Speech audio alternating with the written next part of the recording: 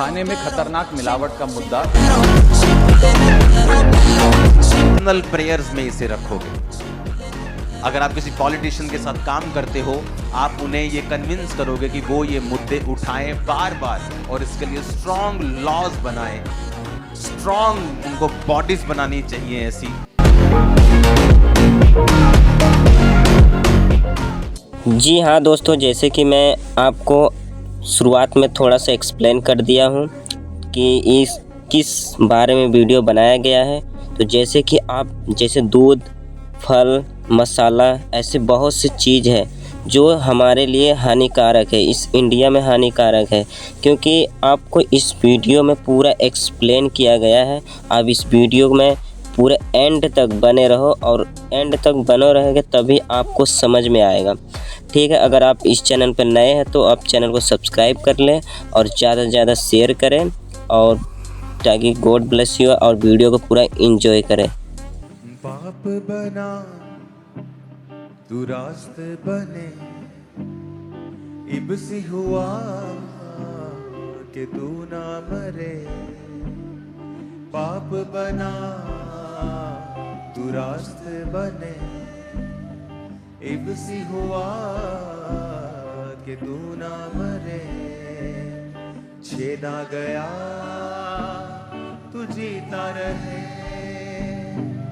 आजा तू क्यों दूर खड़ा, आजा तू क्यों दूर खड़ा। हर पल का वही है खुदा, सांसों का वही मंबा, बाहें जो फैलाए खड़ा, आजा तू क्यों दूर खड़ा। अपने हाथों को उठा के तौबा वाले मन को बनाओ। खुदा से कहो, मैं तौबा करता हूं परमेश्वर, तेरे करीब आने की इच्छा रखता हूं। खुदा बाप, मेरी कमियों को दूर कर, कमजोरियों को दूर कर परमेश्वर, और मुझे अपने नजदीक लेके आने में मेरी मदद कर खुदाबंद। यीशु मसीह ने कहा, अगर तू मेरे नजदीक आएगा तो मैं भी तेरे नजदीक आऊंगा। अपने हाथों को उठा के खुदा से कहो, परमेश्वर मेरी सारी कमियों को दूर कर, मेरी स्पिरिचुअल आईज को ओपन कर खुदाबंद, मेरी कमियों को दूर करके मैं तेरे और नजदीक आ सकूं। उठाकर अपने हाथों को प्रार्थना कर। चिथड़े उड़े घोड़ों से, बाल सजे कांटों से। चिथड़े उड़े घोड़ों से, बाल सजे कांटों से। दाढ़ी नोची हाथों से, आजा तू क्यों दूर खड़ा, आजा तू क्यों दूर खड़ा। अपने हाथों को उठाओ। वचन में लिखा है कि उसकी दाढ़ी को नोचा गया, वो बेइज्जती उसने आपके लिए सही है। अपने हाथों को उठाओ और कहो, खुदा बाप, और जो लोग यीशु मसीह में नहीं हैं, जो लोग परमेश्वर में नहीं, पहली बार आए हैं या आप सुन रहे हैं पहली बार, आपकी जिंदगी की बेइज्जती को परमेश्वर पहले से उठा चुके हैं। इसीलिए जो कोई परमेश्वर में आता है वो इज्जत का जीवन जीता है, क्योंकि बाइबल कहती परमेश्वर ने हमारे लिए सारे मूल्यों को अदा किया है। उसने आदम को कभी भी बेइज्जती के लिए नहीं बनाया था, और जब आप यीशु मसीह को अपना उद्धारकर्ता मानते हैं, वो फिर से आपको इज्जत से भरा हुआ जीवन देता है। अपने हाथों को उठाओ, क्योंकि परमेश्वर ये प्राइस आपके लिए पे कर चुके हैं, और जितना आप परमेश्वर के नजदीक आते जाएंगे, बाइबल कहती है कि वो आपको इज्जत को उतना ही बढ़ाता जाएगा। अपने हाथों को उठाकर खुदा बाप से फिर से कहो, मैं तेरे नजदीक आना चाहता हूं। और खुदा बाप,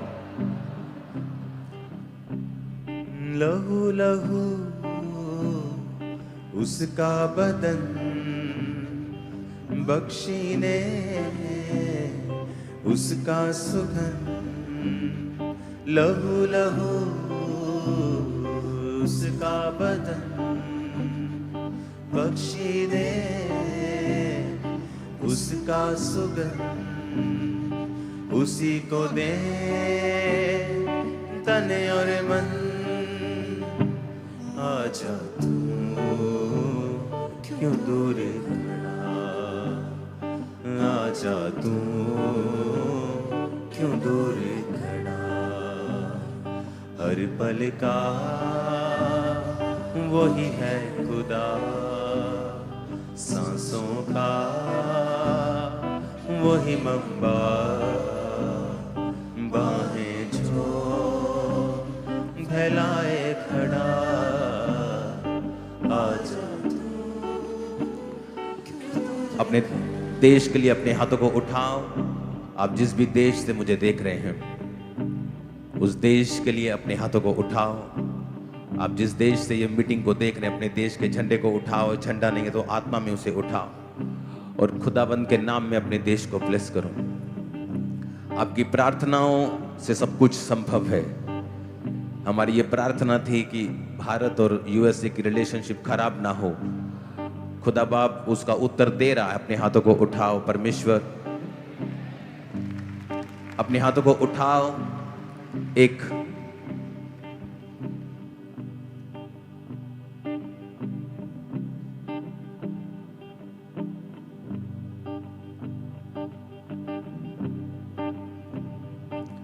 यीशु मसीह ने कहा है कि तुम जगत की ज्योति हो। उसका मतलब है कि तुम रास्ता दिखाओगे। एक प्रेयर पॉइंट जो पूरी चर्च और जितने सुनने वाले लाखों लोग सुनते हैं इस मीटिंग को, वो जब भी आज के बाद आप प्रार्थना करने के लिए बैठेंगे तो इस चीज के लिए प्रार्थना करें कि जो इंडिया में फूड, जो खाना है, उस पर जो पेस्टिसाइड्स हैं, उस पर जो केमिकल्स हैं, उस पर जो मिलावट है, परमेश्वर उसे दूर करे। ओके। आगे होता था, पहले क्या होता था कि हाँ, किसी की पर्सनल कोई दुकान है छोटी सी, उसने दूध में डिटर्जेंट मिला दिया, कुछ ऐसी गड़बड़ कर दी। अब तो ये न्यूज़ आ रही है कि बड़ी बड़ी फैक्ट्रीज, बहुत बड़े बड़े नाम हैं जिनके, वो भी उन चीज़ों में मिलावट कर रहे हैं। लेकिन मुझे नहीं मालूम कि इंडिया के लोग क्या, हम लोग क्या कर रहे हैं, हमारे पॉलिटिशियंस क्या कर रहे हैं, हम लोग क्या कर रहे हैं। कोई इस पर ध्यान नहीं है, कोई किसी का मन नहीं है। अगर आप न्यूजीलैंड में, मैं जब वहां रहा हूं 20 दिन, वहां 20 दिन बिताने के बाद आपकी बॉडी पे नजर आता है कि आप 20 दिन कहीं लगा के आए हो अच्छी जगह पे। इंडिया में क्या हो रहा है जी, ये फरवरी का महीना है जी, आधों को बुखार होगा चर्च में, आधों को खांसी होगी। क्या हो रहा है? मौसम चेंज हो रहा है। आप दुनिया में कहीं भी चले जाओ, मौसम चेंज होने से कोई भी बीमार नहीं होता, लेकिन इंडिया में लोग हो रहे हैं बीमार। एक्चुअली ये मौसम चेंज नहीं है, यहाँ की हवा, यहाँ का पानी, यहाँ का खाना, आपका दूध, आपकी सब्जियां, सारा कुछ केमिकल के नीचे है। तो अब यहां से छोड़ के तो जा नहीं सकते आप लोग। और हम अपने बच्चों को क्या दे के जा रहे हैं आने वाले समय में? बीमारियां, इन्फेक्शंस। तो जब भी आप प्रार्थना करने के लिए बैठें, इस चीज के लिए प्रार्थना करें कि लॉ बने, कानून बने, एक सिविक सेंस इंडियन लोगों में आए कि जितने भी पेस्टिसाइड्स हैं, जितने केमिकल्स हैं, टीके लग रहे हैं सब्जियों को, खानों को, फ्रूट्स को, परमेश्वर उन्हें बंद करे ताकि आपके बच्चे एक अच्छा जीवन जी सकें। और ये सीरियस प्रेयर है। नहीं तो हर 2-3 महीने में इन्फेक्शन, 2-3 महीनों में खांसी, जुकाम, बुखार, ये हम लोगों के लिए आम दिनचर्या बन गया है और कोई भी इससे बच नहीं सकता, क्योंकि हम सब एक ही माहौल में रह रहे हैं। अगर आप अमेरिका में चले जाओ, जितना ऑटिज्म, क्योंकि हर चीज का रीजन है, कारण है, बिना कारण कुछ नहीं होता। अब अमेरिका में चले जाओ, आपको हर 7वां 8वां बच्चा मंदबुद्धि ऑटिज्म का शिकार मिलता है आपको। डेवलप कंट्री में ऑटिज्म क्यों? क्योंकि जब आप अमेरिका में स्टडी हुई और प्रेसिडेंट ने, अमेरिका के प्रेसिडेंट ने भी ये बोला कि जितनी दवाइयां हम प्रेग्नेंट वुमेन को देते हैं, जितने इंजेक्शंस लगाते हैं, उन्हीं की वजह से जो पैदा हो रहे बच्चे हैं वो ऑटिज्म का और मंदबुद्धि का शिकार हो रहे हैं। आप इंडिया के गांव में चले जाओ, खासकर विलेजेस में चले जाओ, जहां बहुत कम एक्सपोजर है एक औरत का फालतू दवाइयों में। दवाइयां ठीक हैं एक हद तक। आप देखोगे गांव में, इंडिया के गांव में बहुत कम आपको नाम मात्र बच्चे मिलेंगे मंदबुद्धि, नाम मात्र। कोई मिलेगा आपको, हजारों लाखों में एक केस मिलेगा आपको जिसका मंदबुद्धि होगा, ऑटिज्म होगा। लेकिन अमेरिका में आप चले जाओ, हर 7वां 8वां बच्चा, 9वां 10वां बच्चा वहां शिकार हो रहा है इसका। क्यों? वही चीज, कहीं कुछ कोई चीज अच्छी है, कहीं किसी की कोई चीज अच्छी है, किसी की कोई चीज। तो हमें वो चीज देखनी है जो हमारे इंडिया में, हमारे देश में, हमारी लाइफ में जो सुधरनी चाहिए। आप इमेजिन करो ऐसा दूध पीना जिसमें डिटर्जेंट मिला और आपको मालूम नहीं, और आपके हिसाब से आप सेहतमंद चीज पी रहे हो, पी के फिर बीमार हो। ऐसी सब्जियां खा रहे हो जो टीके से बड़ी की गई हैं। हर तरफ आपको मिलावट मिलेगी। तो इसके लिए आपको प्रार्थना करनी होगी कि परमेश्वर पॉलिटिशियंस को जागृत करे इस चीज के लिए। अगर फॉरेन में ऐसा कुछ हो जाए तो वहां के लोग तो इकट्ठा हो जाते हैं और प्रोटेस्ट कर देते हैं कि आप हमारे बच्चों के साथ खिलवाड़ कर रहे हो। लेकिन इंडिया में हर एक आदमी अपने चक्कर में इतना बिजी है कि उसे कोई लेना देना नहीं। उसे लगता है ये तो उस जगह की न्यूज है। ये हर जगह की न्यूज है, मैं आपको बता रहा हूं। जहां पकड़े गए वहां पता चल जाता, जहां नहीं पकड़े गए वहां चलता रहता सिस्टम। तो हमें जब भी आप प्रार्थना में बैठें, इस चीज के खिलाफ प्रार्थना करें कि शैतान आपकी आने वाली जनरेशन को खोखला ना कर सके, कि आपकी आपकी आपकी आने वाली जनरेशन को आप क्या देके जा रहे हो। तो इस चीज के लिए लॉ बने, आपको यह प्रार्थना करनी है। इस चीज के लिए लोगों में सिविक सेंस आए, इस चीज के लिए लोग इसके खिलाफ खड़े हों। जिनको भी ये मालूम हो, अगर किसी फैक्ट्री में हो रहा है तो उसका स्टाफ इस बात को कभी भी छुपाए ना। आपको ऐसी प्रार्थनाएं करनी है ताकि आपके बच्चे इन चीजों से बचे रहें। जितने बीमार लोग इंडिया में हैं, दुनिया में कहीं नहीं देखे मैंने, दुनिया में कहीं नहीं देखे। आप मानोगे, चाइना भी हमारे जैसा पॉपुलेटेड है, लेकिन वहां भी इतने लोग बीमार नहीं हैं जितने इंडिया में हैं। इंडिया की मेडिकल केयर दुनिया में कहीं नहीं है। इंडिया जैसी मेडिकल ट्रीटमेंट दुनिया में कहीं नहीं, अमेरिका में भी नहीं है। वहां तो एक डॉक्टर को अपॉइंटमेंट लेनी हो तो घुटने की सर्जरी अगर किसी ने करवानी तो 3 साल बाद की डेट मिलती है। इंडिया में आप कल करवानी हो तो वो कर देंगे आपकी। मेडिकल केयर इंडिया के नंबर 1 है, दुनिया में कोई मुकाबला नहीं। लेकिन बीमारी भी इंडिया में नंबर 1 है। हम बीमार भी नंबर 1 हैं। हर जगह मिलावट, हर जगह खराबी, हर जगह सिविक सेंस से परे हमें प्रार्थना करनी होगी कि परमेश्वर आने वाली जनरेशन्स जो हैं, हम उन्हें क्या देके जा रहे हैं।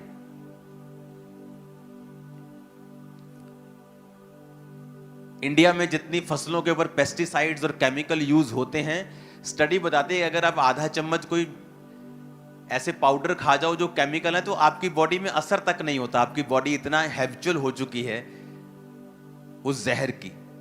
और फॉरेन के लोग जब यहां पे आते हैं, आप उनको पूछ के देखो, पहले हफ्ते ही उनका पेट खराब होता है फॉरेन के लोगों इंडिया में आने के बाद। आप चले जाओ फॉरेन, आपको कुछ नहीं होता। लेकिन जैसे ही फॉरेनर्स इंडिया में आते हैं, मैं मुझसे मिलने के लिए हर वीक फॉरेन से लोग आते हैं, हर वीक।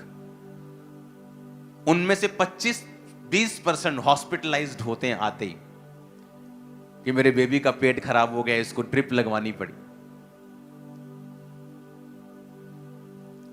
ये एक सीरियस इशू है जिसके लिए हमें सबको, जब अपनी पर्सनल प्रार्थनाओं में हम जाएं तो परमेश्वर के सामने ये प्रार्थना करें कि यहां का पानी, यहां की हवा बची रहे। ऐसे लॉ बने जो ऐसे केमिकल जो आपकी फसलों के ऊपर जा रहे हैं, फॉरेन में बैन है। कई फसलें यहां की हैं जो फॉरेनर लोग लेते भी नहीं, सरकारें मना कर देती ये वाली फसल हम नहीं लेंगे। Reason chemicals. आपको प्रार्थना करनी होगी, क्योंकि इंडिया में ऐसी चीजें हैं जो बेस्ट हैं, दुनिया में कहीं नहीं है। तो अब वो भी चीजें आ जाएं जो हमें चाहिए और जरूरी हैं। आमीन। और मेरा बिलीव है जितने लोग आज आप इस मैसेज को सुन रहे हो, आप लोग पर्सनल प्रेयर्स में इसे रखोगे। अगर आप किसी पॉलिटिशियन के साथ काम करते हो, उन्हें ये कन्विंस करोगे कि वो ये मुद्दे उठाएं बार और इसके लिए स्ट्रॉन्ग लॉज बनाएं, स्ट्रॉन्ग बॉडीज बनानी चाहिए ऐसी।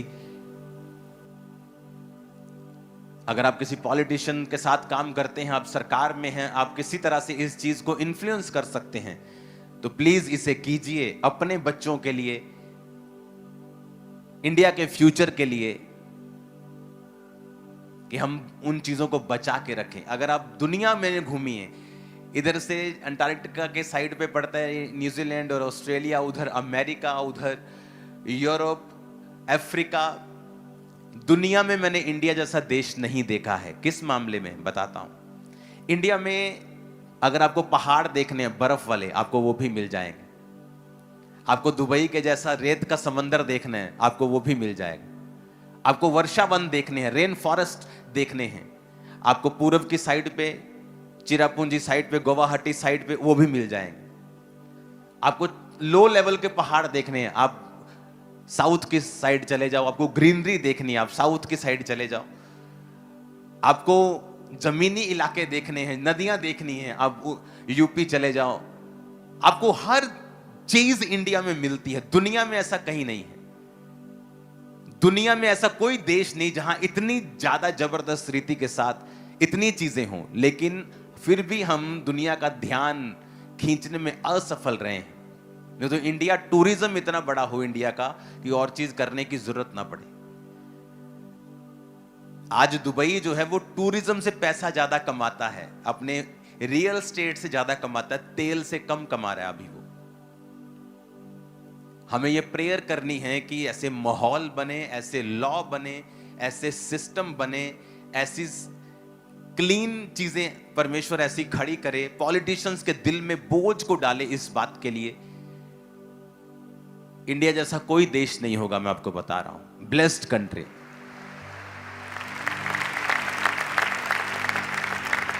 फूड अडल्ट्रेशन का